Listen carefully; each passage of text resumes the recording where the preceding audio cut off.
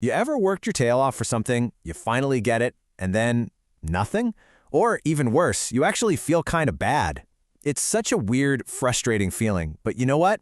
It is unbelievably common. So let's get into it. Let's dive into the psychology of why our biggest wins can sometimes feel like our biggest failures.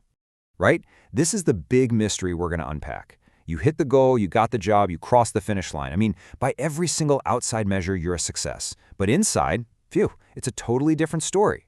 So why on earth does our brain do this to us? Well, to figure this out, we have to start by looking inward. See, the real opposition isn't always out there in the world. A lot of the time, the toughest, most relentless critic we have is the one living right between our ears. Let's take a look at its playbook. To really mess with your sense of achievement, your inner critic has a few favorite moves. There's that feeling that you're a complete fraud. Then there's the obsession with getting every little thing absolutely perfect. And finally, this deep-seated fear that if you celebrate, you're just going to get lazy. So let's break these down one by one. Okay, first up, the infamous imposter syndrome. You know this one. It's that nagging voice that whispers you didn't really earn your success. It tells you that you're a fake, and it's just a matter of time before everybody else figures it out.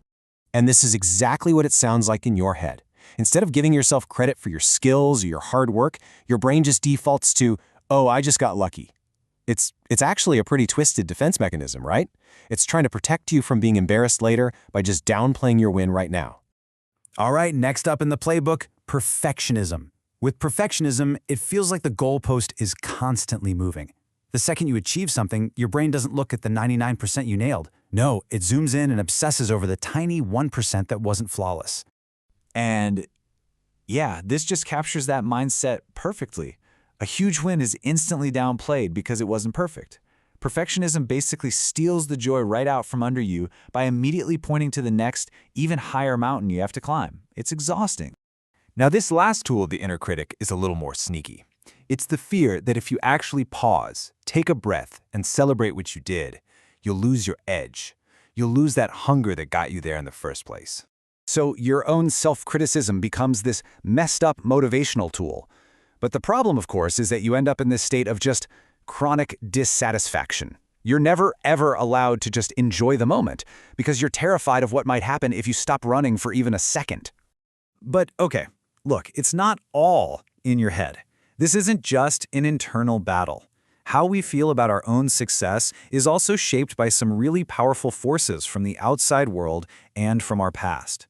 A huge external factor is something called social comparison theory. And to put it simply, we are just wired to measure ourselves against other people. And in the age of social media, oh man, that instinct is completely on overdrive. And this is the result. Your achievement, which on its own is a really big deal, suddenly feels so much smaller when you put it next to somebody else's curated highlight reel. It's so true what they say. Comparison really is the thief of joy. Now, another really powerful echo comes from our earliest experiences. The patterns of praise and criticism we experienced growing up, they often become the literal blueprint for our own inner voice when we're adults. So think about it. If you grew up in a home where getting an A was just the baseline expectation, not something to celebrate, you learn not to celebrate it. And you might even internalize this really dangerous belief that your worth and whether you deserve to be loved is tied directly to what you do, not who you are. This brings us to our last set of reasons. And this stuff, it gets right to the core of who we think we are.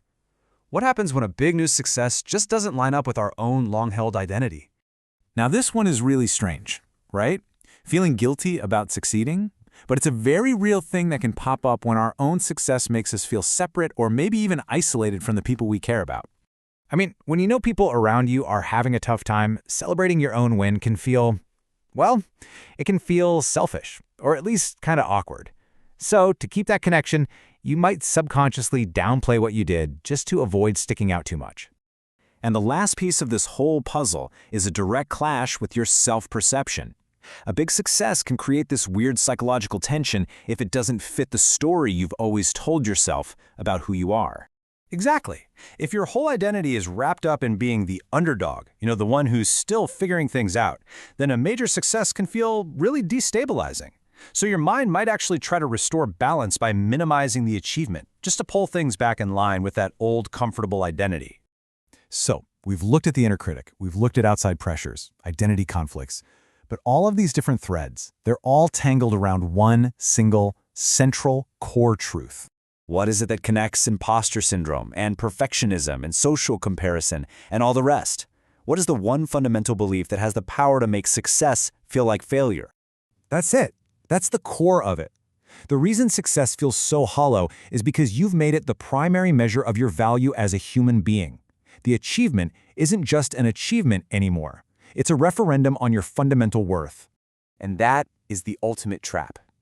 Because if your self-worth always depends on the next win, then the one you just got can never, ever be sufficient. There's no finish line. The feeling of being enough is always just over the horizon, always attached to the next goal.